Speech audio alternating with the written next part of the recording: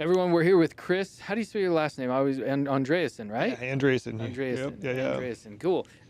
Chris is a local guy who is part of our men's group. And honestly, Chris, you're a fun one to introduce because you've got like all these cool boxes that you check as far as manly activities and kind of fun. So I'm gonna go down the rap sheet of what I know, and we'll talk about all of them a little bit. But former pro mountain bike racer, Yeah. which is my favorite thing about you. I love mountain biking, so it's really cool to have a bro to talk mountain biking with. Business owner. Yep. Rattle off a few of the businesses you've been part of. Yeah. I owned a company here called the Bike Hub. That was bicycle retail. We had e-com. That been in real estate. Been a partner in a brokerage. A lot of real estate investing, property holding. I actually had I'm still involved in another company called Seek, which is we do high-end mountain bike wheels, and so yeah, there's actually more, but those are the key ones, I Those are the guess. key ones. Yeah. Mountain biking and real estate has been exactly what I've been into over the last, I don't know. Throw in some spear fishing and basketball, and that's probably the last decade of my life Yeah. wrapped up. And so you and I are kindred spirits. Yeah. Multi-million-dollar deals Chris and I have talked about in real estate. So Yeah. not only the onesies and twosies and rental properties and things like that, but some actual big commercial deals and Yeah. things like that. And so Chris is an experienced, knowledgeable man in both mountain biking and real estate business, which is why we get along really well. The other thing, and the main reason we'll say Chris is here today is because Chris is a coach in the art of marriage and dating. Chris is going through a divorce himself. He's open to talking about it, so I'm not putting him in an awkward spot here for everyone's like, why would you bring that up? Yeah. Because it's part of his journey and Yeah. it helps.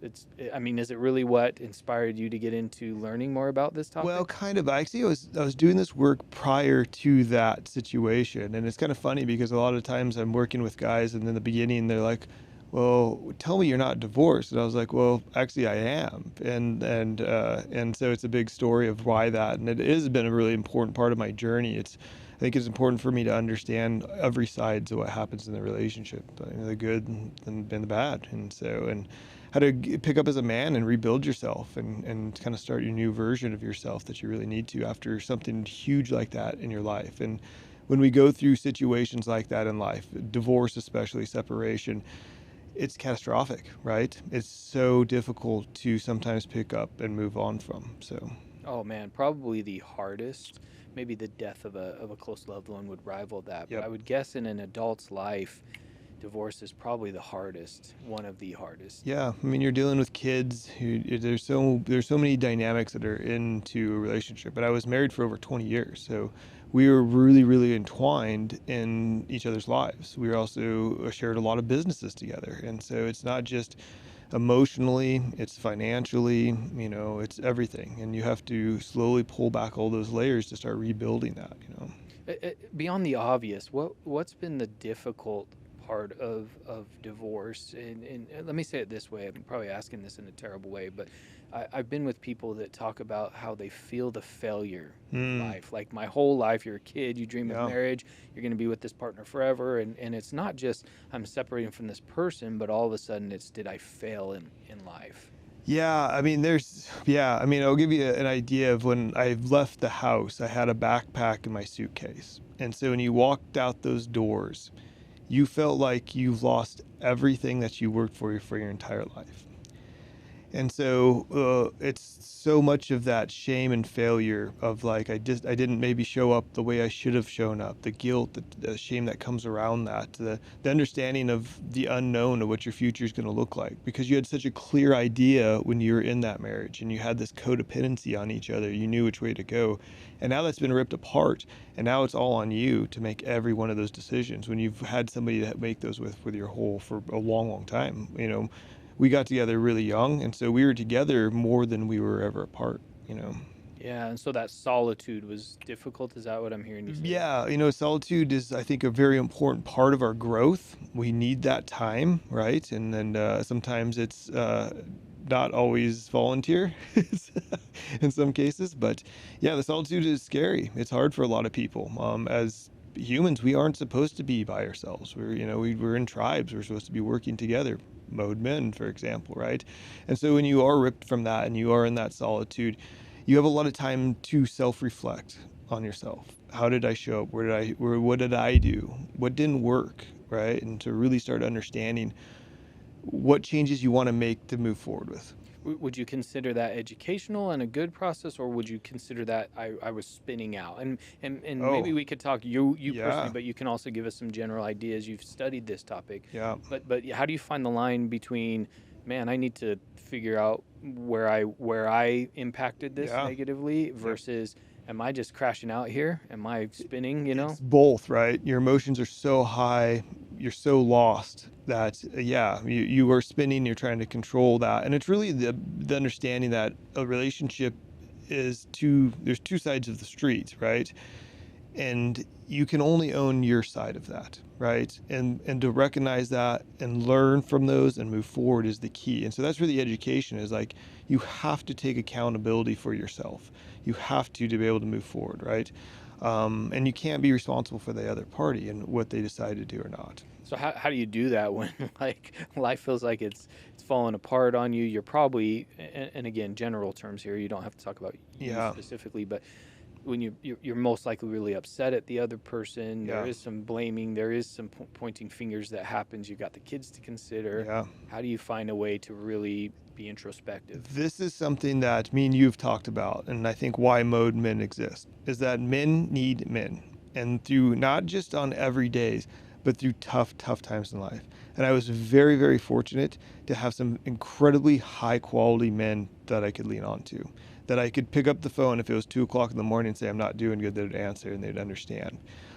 Fortunately, one of them was my mentor boss. That this is what he does, and he knew, and so he was able to really help me with that. And I had quite a few other men too that were really stepped up, friends and family that were there for me, because we need that. Because when we fall, we need other guys to help us get back up, and we can't rely that on our wives. Even when we're in the relationships, we can't put that kind of pressure onto our wives to do that. We need that support from men, you know. Oh, yeah, I've said this for years that our wives are blessed and suffer from all the things we share with Mm. them because we think, oh, if I go home and I regurgitate my day and I tell my wife and whatever, that's actually a burden to bear Oh sometimes, wow. right? My wife doesn't want to hear Yes. about my thoughts on the basketball game and my day at work and every day. Like, of course, sometimes if Yeah. something big happens, my wife's very supportive.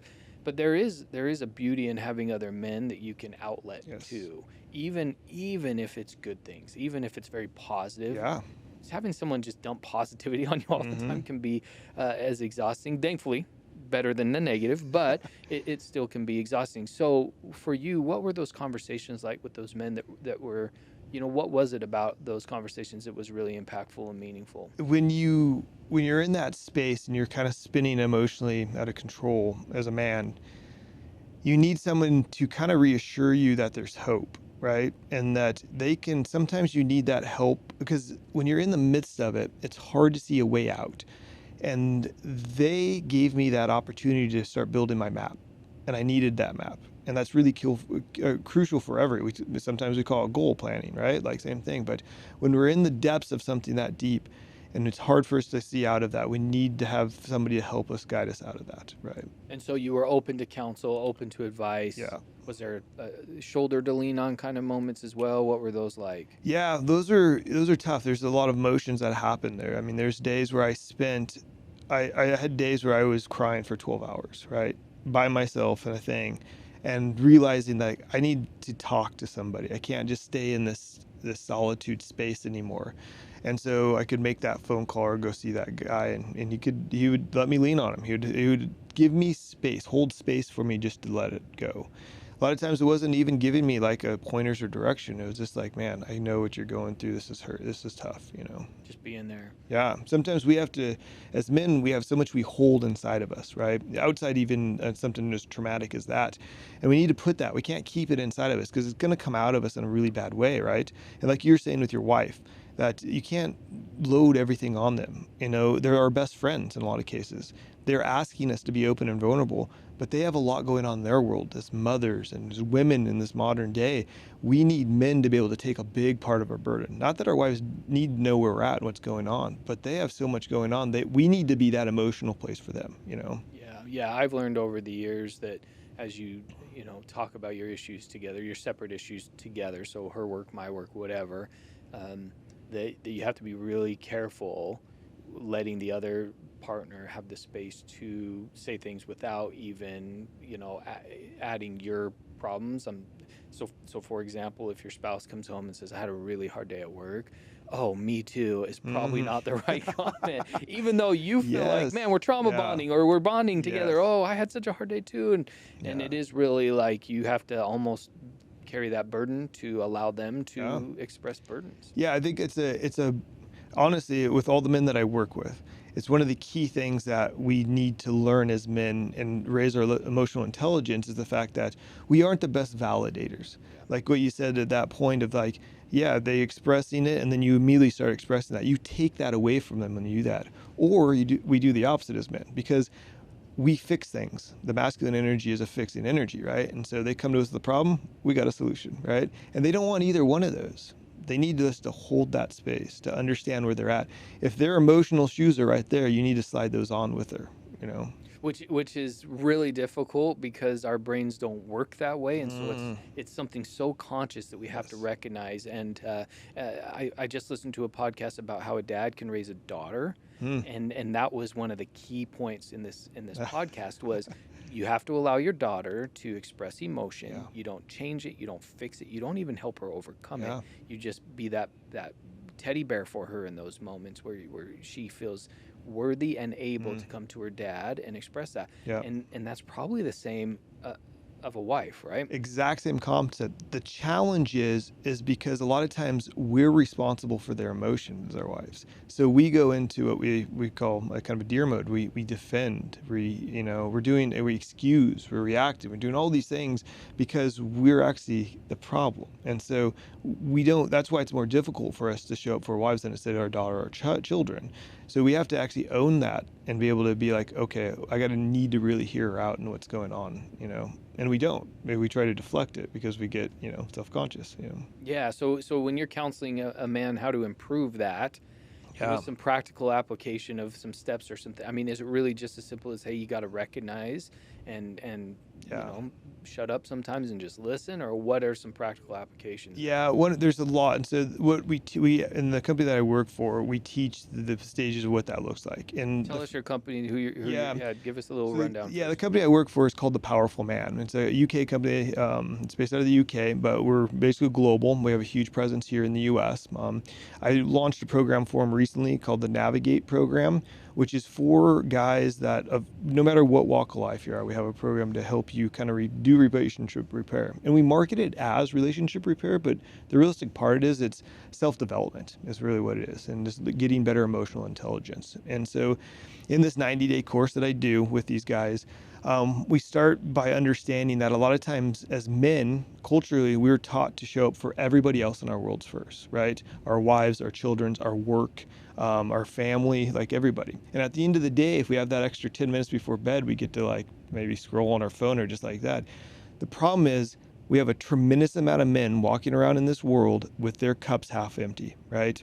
If you're holding a cup of your coffee cup of love here and it's yours, most guys have 10 or 20% in it because they're just running on empty. And so we need to turn that around. We need to be able to fill our cup every single day.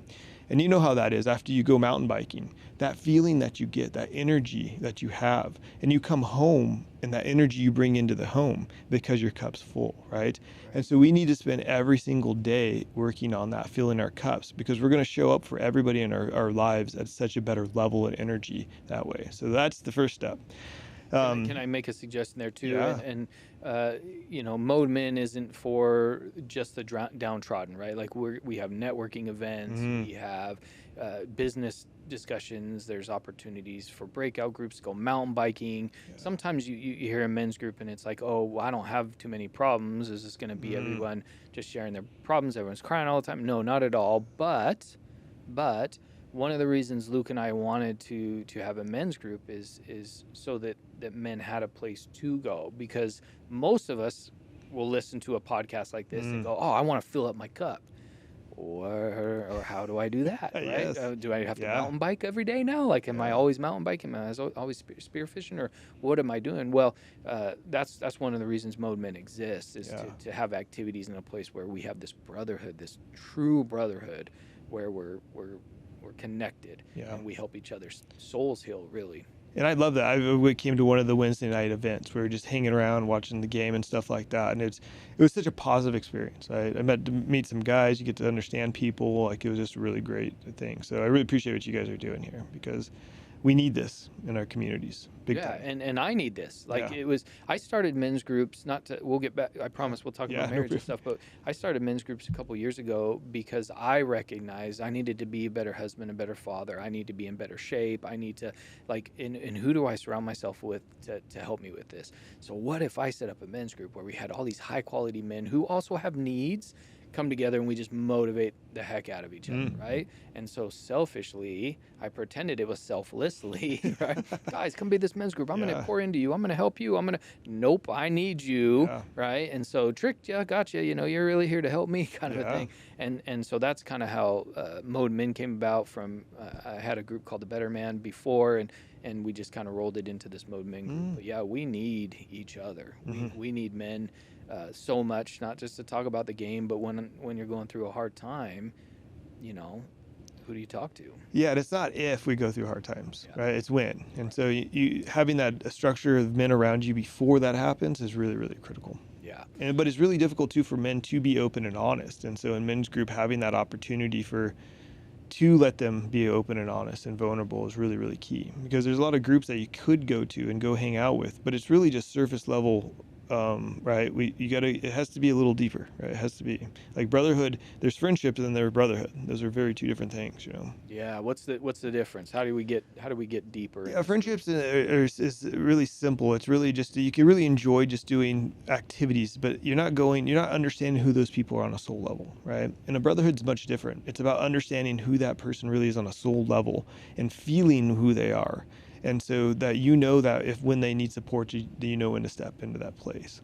Yeah, we're going to create all sorts of moments to help create that brotherhood, whether it's sitting by a campfire together or meaningful discussions, or you can accomplish that in a number of ways, but they have to be they're almost planned to get started until you end up having those moments organically. But we'll plan some. Yeah.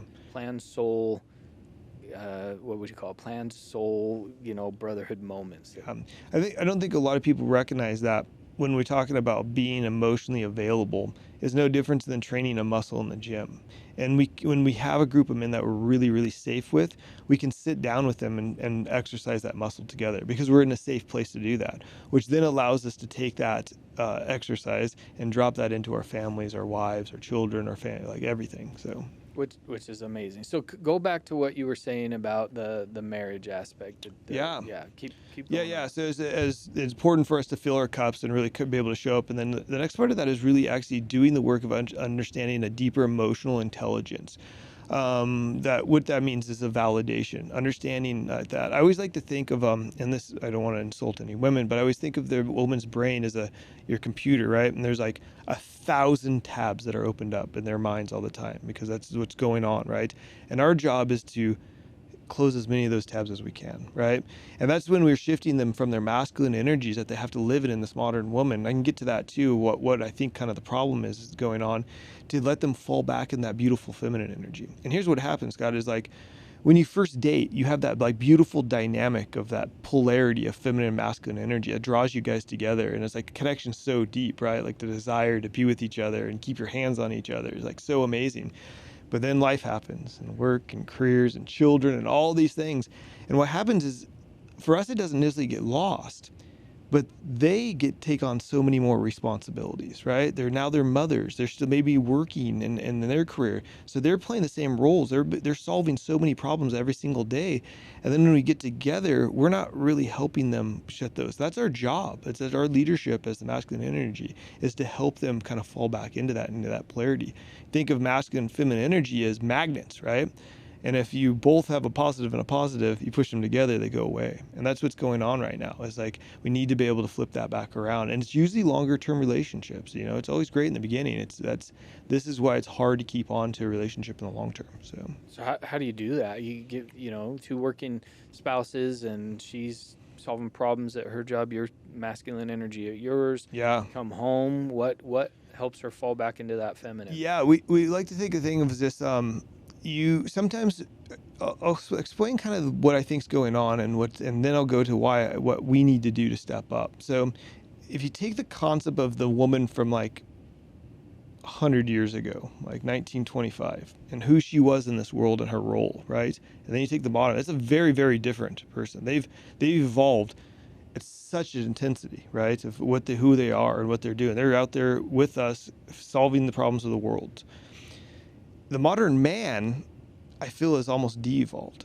So we have our counterparts are so powerful and they can take so much load that as men, when we're in these relationships, I mean, you could probably say that you look at your wife and be like, my wife is so strong, like so powerful, right? We all look at that. Sometimes we don't step up and make those decisions because we know they're capable of it.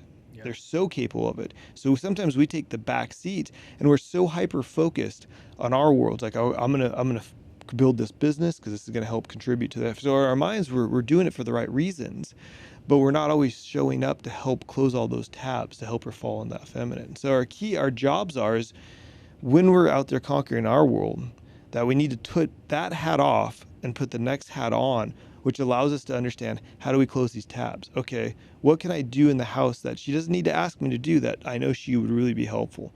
Maybe she cooks all the time, right? Maybe she's in charge of dinners, you do lunches, whatever. Maybe you just start grabbing a dinner every night. You don't ask her what she wants, you just handle it because you're closing that tab so she can fall into that. So it's kind of, I like to call it like micro moments of management, leadership, micro moments of leadership. This is my wife put you up to this, Chris. This is literally the conversations we're having right now in our household, man. I love that you're saying this. It is so funny to me that what you're saying, because this truly is a conversation we've had. My wife is the quintessential badass woman. She has a doctorate degree, 4.0 in her doctorate degree. She is a nurse practitioner and in a dermatology office. When we were living in Utah, in real estate, best part of my career, best, making more money than I'd ever made, and everything was great. And she wanted to get a doctorate degree and work in dermatology, so we supported her in that. We made it happen. She crushed it. And she gets an offer to move up here to Idaho to, be a nurse practitioner at a dermatology office here. And I viewed it as it was her turn to follow her dreams. That's how I viewed it in my heart. Like, I can give up some real estate opportunity. I can give up my future in this and all that. And I was really excited to play the stay-at-home dad role for a while. We own a bunch of properties, so I was still working. I was still selling real estate, but I could do all that from a distance. I get to take the kids to school. I'd never done that before. All those things that most dads don't get the opportunity to do. And bless my wife's heart, she was cool with it and wanted this as well. And so she takes the job up here, and I'm being stay-at-home dad, and things are great. I am cooking more than I ever have. I am stepping up in different ways. Yeah. I suck at all of it. So ordering groceries, we joke about that. I'm learning the hard way. One time you get on Walmart.com, and I pushed like reorder all the orders, but it didn't go through, so I did it again. We ended up spending like $1,000 in one day, and we got 3 weeks worth of groceries. And she was like, "What are you doing?" I was like, "I don't know what I'm doing." And then mode happens. And over the last 5 months, I'm now here 12 hours a day. I love this. I'm so invigorated by mode, and there's this opportunity. And what you're describing is our literal conversations right now. Yeah. So we have a split. I cook 2 nights a week. She cooks 2 nights a week. Then our kids cook 1. And we're trying to make the schedule. But inevitably, Chris, when it's my night to cook, something's happening here. You know what I mean? I'm like, "Hey babe, can we swap knives? Can we da-da-da-da?" And so this advice, man, I need to be taking notes. So keep going with the how, keep going with the why. Keep teaching me. So step up, help with things that she would normally do, allow her a break. Yeah, here's I guess the simplest way to explain this. Don't ask her what she needs. if we're asking questions about, hey, what can I do to help? Hey, what do you want for dinner? Hey, do we need to get groceries? Every time we do that, we're keeping her in her masculine energy. She's having to make a decision, right? We stop becoming partners and leaders, and we start becoming another child in the house. Yeah, because Right, she has. because how many, if you got little kids around, how many questions are they asking them in a single day to Yeah, mom and dad? yeah. There's a big demand there. So Yeah, just go do it. just go do it. And yeah, you're not going to hit it. It's not a home run every time, right? But the effort, you just took initiative, right? Maybe you're not going to pick the perfect thing. I get this quite a bit with guys. They're like, hey, I want to go out for the date. I want to ask her where she wants to eat. And I was like, no, you don't ask her. Doesn't want to think She about it. doesn't want to think about it. She doesn't. You've been with her how long? They'll say, 15 years. Well, what if I pick the wrong place? I was like, for 15 years, you don't know where she wants to go? I was like, I want you to order her food. Oh my God, I couldn't do her food. I'll get the wrong thing. You know what she likes to eat and order. Order her food. Yeah, man. Like just that. I was like, and on top of that, tell her what you want to see her wear. She needs to also be seen, right? It's not just helping those out. Just make those decisions for her. She doesn't have to think about what to wear because she's gonna be excited that just something that you like to see her in. She doesn't have to take the restaurant or the food. Like you are flipping her into a massive position of just relaxation and just falling in that beautiful, beautiful feminine energy that they want to be in, and we want them to be in, right? That's So- where connection happens. Oh yeah, I love this. So the perfect date in this sense, I know not every woman's the same, but the Yeah. perfect date in this sense, generally speaking, is you just take control Yeah. of all aspects of it. Absolutely, absolutely. And here's the other thing. I actually had this in a podcast I did recently. Is that, guys, dating isn't going to dinner. That's just eating, guys. Like we need to actually like take the initiative. A lot of us are like we're busy lives, so like, hey, let's just go grab some dinner, right?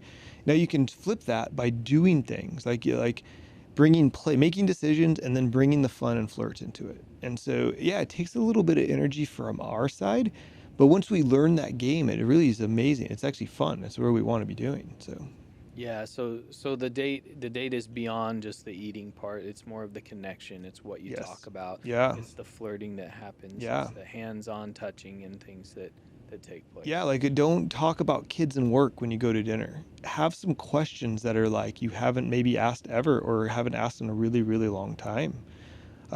Use ChatGPT. Yeah. Give me 10 great questions to ask my wife that get some great connection night. Like it can be that simple. Yeah. Like, right? That's been one of our traditions on road trips is we ask each other questions. We have a book that has all these questions. We haven't ChatGPT'd, but we Googled. Yeah. And we add a lot of silly ones in, and then Yeah. we'll involve our kids as well because it's really funny. Our kids love to hear about our dating and different things, so Yeah. you can relive those connective moments in front of your children and tell them the stories, and it actually is really powerful as well. Yeah, there's like these fun connection games now. I have a couple. It's called How Deep Will You Go? And they've got a couple of series, and you just pull some questions out and see how it goes. So I'd say even buy a box of those and take them to dinner with you. Yeah. Right? Yeah, I've seen people doing that, and my wife and I have done some similar things. And for us, even sometimes going out to dinner is the last thing she wants. I love to go out to eat. I would be poor if I controlled all of that, because I don't like cleaning up. I just want to go out to eat all the time, and a lot of times my wife just wants to be home. Yeah. And so sending the kids to the basement and doing a dinner, just the two of us or whatever, that's kind of her favorite thing. Oh, that's fun. Yeah. Yeah. Yeah. So you've had your own life experiences that have led you to learn through experience, Yeah, right? yeah, yeah. Can I dig into the post? Are you Yeah. still going through your divorce? Or are you? Yeah, we've been legally separated for quite a while now. We're still there's a lot to be sorted out on that. Sure. But yeah, So not dating yet, or yes, you've gone little bit on- of dating going, How's yeah. how's that? It was post marriage, Yeah. 20 years. Wow. Now we're dating. So scary. I can't even imagine, man. different world than 20 years ago, that's for sure, Yeah. right? It's been really interesting though, and it's actually been really fun to understand some of these dates. I get to really understand what the women are dealing with, right? And so the work that I do, it's really confirming what we need as men to grow out there. What they're like, I can't find this. These guys just want that. I want it. I want something deeper. And I was on one recently with a gal, and she's like, here's all the questions that I ask my dates. And I was like, can I see these? I'd love to see them. She opens up her notes. 46 questions that she's Woo-wee. built, and these are like some deep Like deep she's questions. interrogating. Oh yeah, but these what they've gone through with so much trauma of this dating that they need to figure out a filter system to try to get through to what ones make sense or not for them. And so, as much as difficult it is for men because we have a lot of rejection, man, the women are really getting beat up in the dating world because the guys aren't really showing up. We think we're bringing a value that we truly aren't, if that makes sense. Get into details. What do you mean? Yeah, What's an example? like a lot of times, I think culturally we're meant to be like, yeah, you want to have the Lambo and the designer clothes, and like that matters to them. And in the case that's there's a concept of that, right? They look at us and be like, okay, this he can build resources, right? And so there's a little bit of that. But most women need a lot more depth than that. Yeah, you got a great job and you've got nice stuff.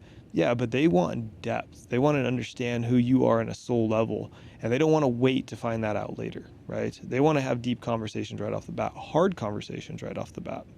And so one of the things that I do generally when I start communicating with someone, I dive into immediately hard questions because as much as like men need emotional intelligence, I need to know where this woman's at on their level. Is she willing to go to these places with me as well? Because it's important for me to be able to have deep conversation too. So let's just role play this for a second, and not that I'm the woman or you're the man. Just as an example for men who are watching this, Yeah. and I think a lot of the mode men are married, but this doubles. Yeah, Like you could absolutely. ask these questions to your. You want to date your wife, You want to right? date your wife, and Yeah. you got to keep dating your wife. And so let's go over just a few questions. And sorry to put you on the spot with Yeah. this. Yeah. But Yeah. a few questions that can be asked and shared that help us get to a deeper level. Yeah, I'll give one that I give out, and then I'll give one that was given to me. The one that I give out quite often is what's something that really lights you up in your life, right? I want to know something that really excites you, that brings energy to you, right? And that tells you a lot, right? Because if they have interest in a love outside of whatever it is, you can really start to understand who they are. The one that was given to me recently was pretty wild. She goes, "Have you ever cheated?"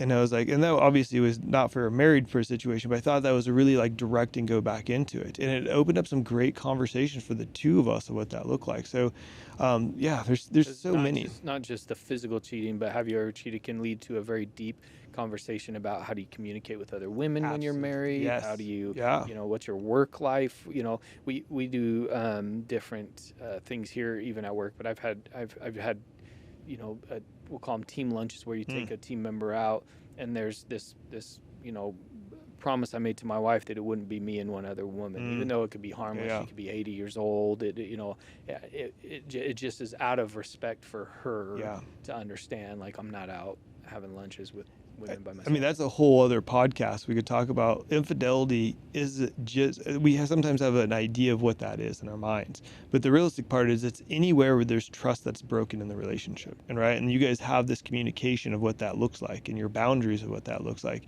A lot of times in a relationship, those conversations really haven't happened at the detail they need to happen, right? And so cheating isn't always like this a physical thing. A lot of times it's just that. It's these kind of emotional things that happen that aren't even like maybe not you didn't feel as relevant, but it was relevant for your wife. Right. And I love that you brought that up, that it needs to be a conversation because not every wife, like there are men who go on lunches. Yeah. I was going to say lunch dates, but you can't call them dates. Lunches with Yeah. coworkers and Yeah. things like that. They have to go on trips together. They do, and many wives that's probably totally fine. I guess if I was flying on a trip, my wife would understand. But there's, it's good to have those conversations so you know where your wife or your husband's heart is at and what would be something that would cause them concern. Be conscious of their vulnerability. And so if something were to come up like that, I got to go fly. We're going to have to fly together. What do you feel about that? Are you comfortable with that?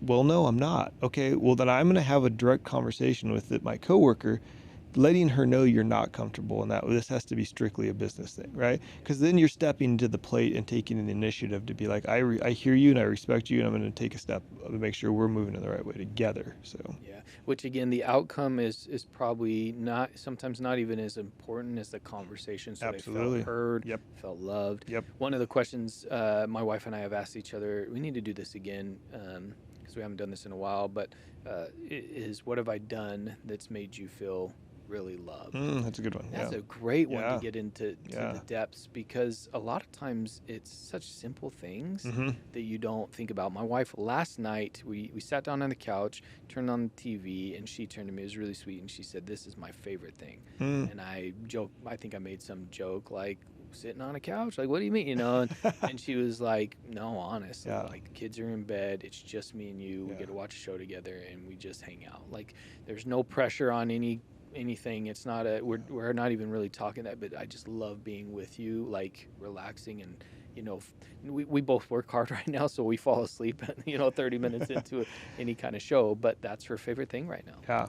Yeah, I think it's important too, is like as men, we're creatures of habits, right? And so sometimes when we get a little piece of that, we just go back to it, back to it. And we need to explore and be a little creative. Like, so you understand she likes this, but don't stay in this box. Like, and especially for long-term relationships, it's so important for you guys to experience new experiences in the bedroom and outside of the bedroom, because it's that growth that keeps things going. So, Oh yeah, very true. In fact, I think one of the reasons, again, this is just my relationship, but I think one of the reasons we really like the sit and relax together is because we do a lot. We go on a lot of adventures. We try to always be, whether it's even just a walk around the neighborhood, or we go for a big hike, or we jump in the lake, or we're yeah. down at the dock, or whatever it is. And so sometimes we're kind of a go family. So Yeah. sometimes the relaxation Yeah. is really It's good. like just turn the off button on Just for hit a the off second. button, Yeah, man. yeah, it's important. It is Yeah, very yeah, important. And again, these are the moments where you can really connect, just being physically near each hmm other, and showing that attention to each other. And so it's really good. Help us understand, Chris, the most important question. What are we as men yeah, doing wrong, where we can step up? You've hit a couple yeah, of these already. What are we leaving out? What are the men who are watching this podcast? yeah, What advice can you give to them of how to improve, how to step up their game? yeah. Stop trying to fix things for your wives. Stop trying to fix her problems and just understand where she's at. Just validate that. That's really important. Every woman needs to be seen, heard, and desired, right? And we're not doing a great job of seeing and hearing them. And that's the biggest thing. And that's where they don't feel emotionally connected at. So the desire comes if those two boxes are checked, right? You won't get to that very easily, not in the deep way you want to, if those aren't checked. Oh, I love that. What Yeah. are women hoping men will do as far as the kids? Yeah. What are some of our responsibilities and expectations with our kids? Yeah, it goes And, more and than again, as Chris talks about, sorry to cut you off. As yeah, Chris talks about, we're talking general terms here. Every family's a little different. yeah, These are yeah, conversations you got to have. We're giving some advice, and so if you're watching and this doesn't apply to you exactly, that we understand. yeah, It happens, yeah. but this. And not all some men are really good at this work, right? Like it's not like it's every man out there. It's like there's a lot of us though. I needed this work. I needed when the work company I work for, the Powerful Man, I was a client with them for many years because they were teaching me a lot of these tools that I just didn't have. And so I'd say when it comes to kids, it's no different than anything else. It's just don't let them have the full responsibility. Make decisions. Like if here's something that happens all the time is if you're not like the doctor appointment's coming up, just make the doctor appointment. It's just that making that decision. That kid needs to get to the sport, just handle it. Like get it done. Don't ask. Just make those decisions. And that right there it goes so far with your wives, like so far. It's those little things. Yeah, yeah. Not always easy to do because our No. minds aren't always wired that way, and Yeah. sometimes we get stuck in our own. So maybe a practical application for that would be to create some reminders for yourself, even on a calendar. Yeah, I was just gonna say calendar. Yeah, I think one of my boss tells me this all the time is like, show me your calendar and I'll show you your priorities. And our calendar is always full with work, right? But where's our family in that? How many times do we have that time where it's like, hey, I have a half hour set aside to connect with my daughter right now. Like that's the things that our calendars need to be filled with. That's actually more important than some of the work stuff that we have in there. And making it an absolute priority. I started this thing 2 years ago, and Yeah. I'm failing at it right now. But what I did is I put on the anniversary of each of my children's births. So if they're born on the first of the month, the first of every month, I was going to take that child on a date or hangout now, whatever you want to call it, with your kids. If they're born on the 15th of the month, the 15th of each month, that kid gets Yeah. some single time and alone time and one-on-one time. And it's so meaningful for my kids. It's amazing, and I have failed lately? Because Yes. I'm working all the time, and Yeah. so it's like, do we really need, whatever. So Yeah. not only calendar it, but then make sure you do it, right? Yeah. I think sometimes as men, as we prioritize. I think a lot of times we were taught as men culturally. I didn't have a father that was really active in my life. So what did it become a man was what it was taught around me from any men I could see or I could feel or I could see on TV, right? And so I was taught that I needed to obviously show up financially to protect this if I wanted a wife. I needed to be strong to protect her physically from anything. But what's not shown and talked about is protecting them emotionally, Yeah. right? Yes. And you showing up, prioritizing, making that time is that emotional protection that they need. Well, that's the difficult one, right? Because if you say, how do I protect them physically and get strong? Okay, I'll go to the gym. It's Yep. pretty easy. Yeah, I'll yeah. learn how to shoot a gun and whatever. And by the way, it's my favorite thing in the world about us protecting our wives, because how many of us in our lives have actually had to protect our Yeah. wives physically? Very rare very experience. rare. But we Yeah. probably spend more time thinking about that protection, Yes. right, than we Yeah. do. I mean, I sleep on this certain side of the bed. Why? Yeah. Because I'm closest to the door in case of an intruder, right? Like we've planned those Yeah. things out and all that. But give us some advice or what you've learned over the years about protecting emotionally. Yeah, and I think that's such a good valid point that we're like there's different levels of this, right? And so that we live in a time where that physical part isn't as important as it was in like the caveman days, Sure. where like we had to protect to survive. Like it was financials weren't even an opportunity; it was just physical protection. Can right? I give you a funny thing real Yeah. quick, and then you tell us about the emotional, protecting them emotionally. I don't know if I've ever said this on this Mode Men podcast, but I've told people this. I watched a podcast that talked about a study of men who were incarcerated. Were you and I talking about this? I don't know. So men who have been incarcerated for murder get all these love letters from Oh. women, Mhm. and they end up like half of them end up like marrying women from the jail cell. All these women. Yeah. Love them. So they do this study on why on earth would women ever love a murderer? It makes Yeah. no sense. And I don't know if this was conclusive, but their findings were that they believe it's genetic. That back in the day, Mhm. when tribes were killing tribes, it was mayhem. That a person who was willing to murder was a person who would kill to protect the family. Yeah. So if you were Yeah, willing yeah. to murder back in the day, Yeah. you were a high commodity for Yeah. some of these women, which is pretty crazy. And that they think there's something still genetic in some women that view, Yeah. oh, this guy will protect me. Yeah, absolutely. I mean, and that's the crazy part is that we are given this gift of violence, right? We as men can be incredibly violent at any point, right? We don't have to be because of where we are now. But yeah, that's a key indicator of someone who can be very protective. I've never thought of it as a gift of violence. Yeah. I have to think about that. That's interesting. We control that, right? Hopefully, yeah. But we have the ability to use that as a protective thing. It is Right. true. Yeah. So very rare that we step up, have to get in a parking lot fight for our wife's honor, right? Yeah, It yeah. has happened. It Yeah. has. I mean, I have absolutely done some protecting Me or too, yeah. told the person you better not or you shouldn't or whatever, like little moments. But emotionally, for sure, that's a daily thing. Yeah, it is a daily thing. And I'll step by one back because so we don't have to do as much physically, right? And then so we usually as men jump right to the financial part because that's what we're seeing all around us. That's what's been programmed into our head. So then we're hyper focused on that. And so which then we put all of our energy here and work. So then we don't have enough to actually show up on that emotional side. And so that's the one that we're missing in that. And it's about consistency. When it comes about being emotionally available. It's not about, oh, shoot, I did it last week, now I have to do it this week. No, it's you have to show up every single day because if we don't, we're not actually a safe emotional place to land. We have to be available all the time for that. What does that look like? Is that just I'm here listening to her, or is there something I actively can do? Yeah, it's just I think being available when you need it. Sometimes we know when something's wrong with our wives. There's an energy that changes, right? So we can feel it. Like we know that. We're more intuitive as men than we want to sometimes admit. That don't avoid that. If something's off, come to approach her, see what's going on, see how you can support that. Let her unload that onto you. So maybe you can help her out with that, instead of avoiding it. A lot of times if our wives are upset or angry or standoffish, we think it's always about us, which a lot of times it is, but that actually is an opportunity. That's an opportunity to connect and understand. So don't avoid that. Don't sweep it under the rug. And that's what we see is there's so many missed opportunities. I want to talk about something else that's really critical in this part is that women, like we go back, you said biologically they're looking for that person, right, to do that. Biologically, they're designed to test us always.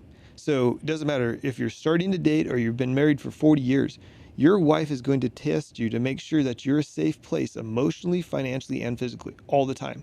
Some people like to call it nagging or complaining. Those are just little tests to make sure can be supportive of her emotions. So most of the time, us men, we lose those tests. We get beat. We're not good at pop quizzes, Chris. Right? We're not. But every time she's nagging or complaining, she's actually testing us for see if we're a safe place. And those are another time we actually have an opportunity to connect. So if we can pass that really well.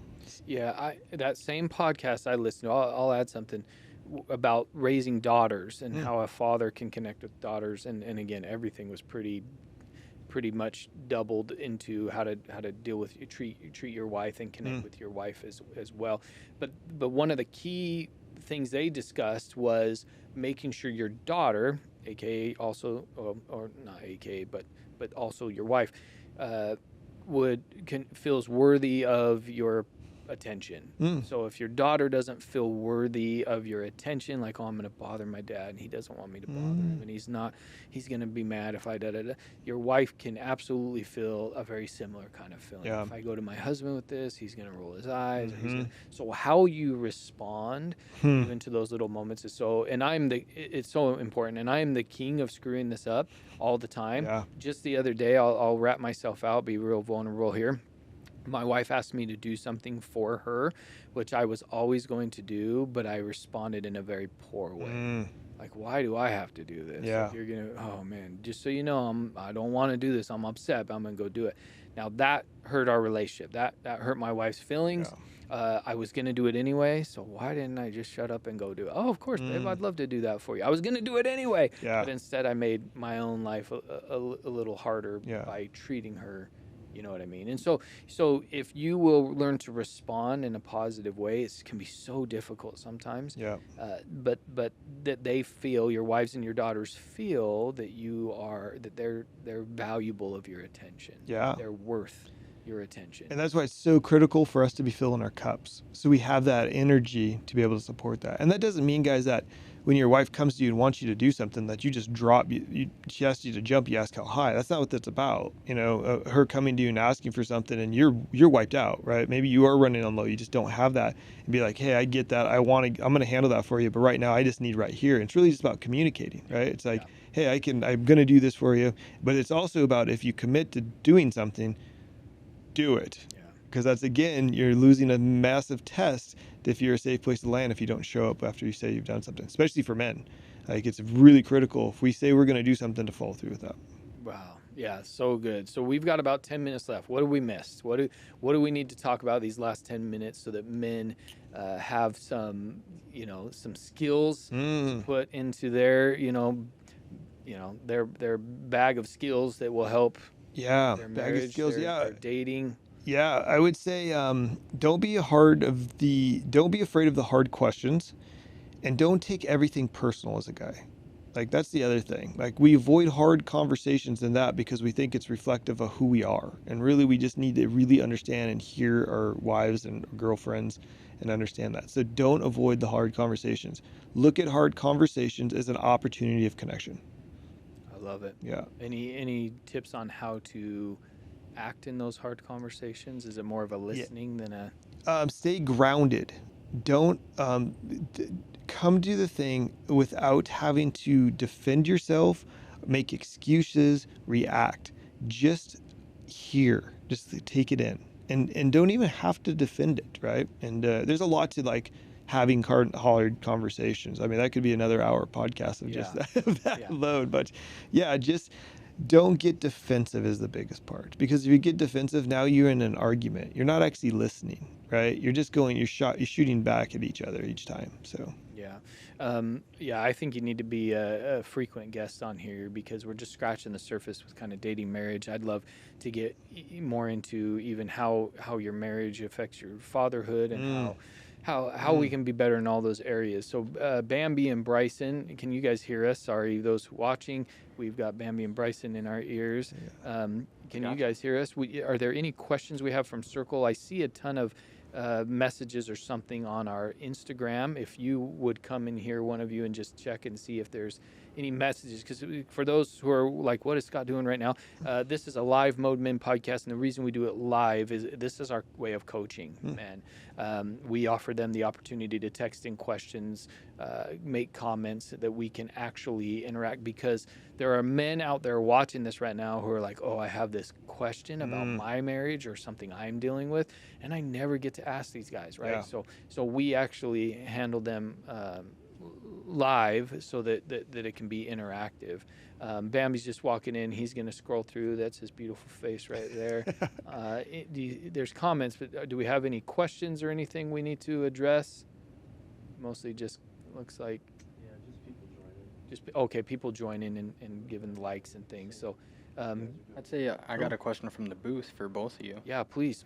In this current day, especially online dating and the modern age, what's kind of the best way to navigate that you guys would think of? As a man? Yeah. Oh, wow. Wow. I guess I can give you my experience to do that. Be your true, authentic self. Don't show up with a mask on, because that's what everybody else is doing, right? And so when you can be there and show up, and they can feel that, and you get that opportunity, women are so intuitive, guys. They're so intuitive. They can sniff out BS so quickly, right? And so a lot of us, and even my younger days, I built this ego of what I wanted the world to perceive me as. And what I found is that's really hard to keep up. And so when you just show up and have real conversations with men and women, you get to learn people on such a deeper level. And honestly, women are dying for that right now. Yeah, I'd add to that the difference between getting married in your 20s and Chris, you definitely are going through this now, being divorced. You're starting to date and things like that. I'm fortunate to have been with my wife now almost 16 years. If something were to happen and she and I had to date again, I think in my 20s it was 90% heart, 10% head, and I think I would change that kind of percentage there, that balance, where I would think on a more methodical scale of who I want my partner to be and what kind of functionality they have and how they react in certain ways and things like that. I think my wife would say the same. I'm so fortunate we get along really well, and I'm blessed to have a strong marriage. But if I had to go again, if I was, Bryson's asking as a young 20 and he's dating, I would try not to just focus on the Twitter patient and I'm so excited and my heart's pounding and all of this. That's good. Don't fight that for sure. But even these Enneagram tests, these tests to find out their personality and what kinds of, how do they respond to certain things? How are they in all the seasons? And what kind of mother or father would they be? And what do they do when life is hard? Do they require wealth? Are they okay with middle class? Are they, like all those questions? Whereas in our 20s, Carly and I, we dated for about a year, and it was just like us against the world. Yeah. We just loved each other, and we were going to go through anything, whatever. And again, fortunately, it's worked out. But I would add a little more study to it. Yeah, and I would say for any guy out there, and women are doing this already, but men don't do this as much, is what are your boundaries in what your next relationship is? What does that look like? Because boundaries are something that really, again, another podcast right there, is something that needs to be known right up front. And so have your list of boundaries, what you want, what you accept, what you wouldn't, And as a man, we need our visions. What's our vision statement? Who are we trying to accomplish, and how that person can fall into that? Yeah, exactly. And do your goals align? Do your parenting styles align? And they don't have to be perfect. You're going to grow and change and adapt. It's like running a business in a way. Your goals and what you think it looks like in the startup phase is almost never how it ends up, right? But at least you understand, are we aiming toward the same thing? I mean, you should have religious discussions, political discussions. And the discussion might be, this doesn't matter to me. whatever, and Yeah. that's still a discussion, right? You don't have to always align on everything, but you want to make sure that whatever that alignment or non-alignment is understood by both, and you're okay with it. Yeah, and I think too is get clear of what everyone's looking for right off the bat. Like that's the thing is like these websites are like long term, short term fun. Like Yeah. like you got to really be clear who you're talking to and what they want at the time. So Yeah. Shout out to the Enneagram tests. If you haven't done that in Enneagram, I'm really into it this week. So I'm a little present. What do they call it? Presentism Oh. bias going on because we just went for a drive Sunday and listened to my Enneagram, my wife and I, and How so fun. it was actually an awesome experience for us. So we took the tests. I'm a 7. She's a 6. We listened to the Audible version of the book. Road Back to You, Okay. and it tells all about what a 7 is, what they were like as children, what they're like in relationships, and it was really cool for us her to listen to it, and me to learn about myself, and her to be like, oh yeah, that's why you are the way you are, you Yeah, know. it makes sense. And Yeah. this morning on the way to work, I listened to the 6 Hmm. to learn more about her. My son was in the car. He's 13 years old, and it was really funny because there were these moments that came on the description or whatever, and he's like, "Oh, that's totally mom. That's mom right there," you know. And we could identify a little bit about who she is. And for those who are like, "Ah, that stuff's kind of weird," like I am the guy that a year ago would have been like, it's whatever, yeah. you know what? And Yeah. personality test, whatever. That's a Facebook pop up, like whatever. Yeah. And now I'm like super enthralled in it because of how spot on Yeah. mine is about me.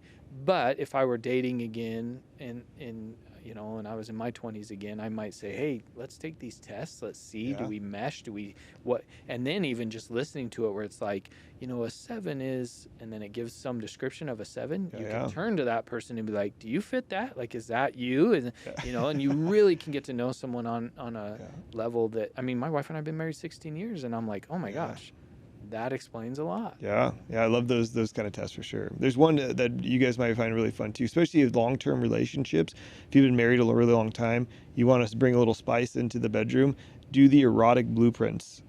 That one's really, really interesting. It can really bring up some amazing conversations for you guys to get into intimate spots.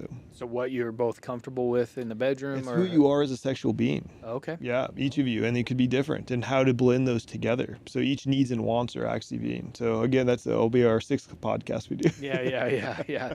Mode Men, how to have sex with your wife better. Yeah. That's our next one. Yeah, we'll love that.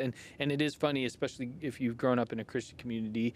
They're not known for preparing you sexually. Yes. And all of a sudden you're Yeah. married, and it's like, now what is allowed? Am I allowed? Yeah. Is this bad? Is this good? And so you have to learn that as adults with usually no one guiding you. Yeah, just you and most your spouse. men live in the shadows of their sexuality, and there's a whole reason about that, especially what's going on now with technology. And so that is something that needs to be brought to the table, and especially in a group like this. Yeah. So, And we're going to do things like that. Talking about that, living in the shadows of things, we're going to help men.